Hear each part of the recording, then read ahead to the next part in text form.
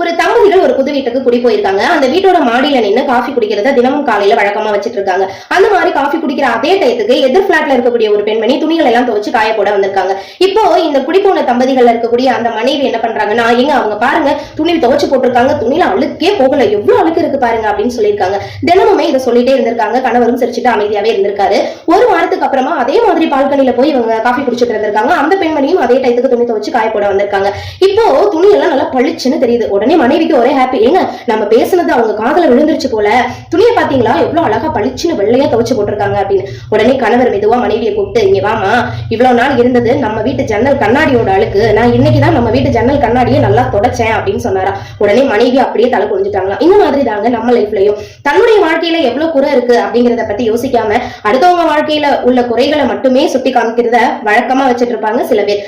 அவங்களுக்கு தான் இந்த கதை சமர்ப்பணம். நன்றி.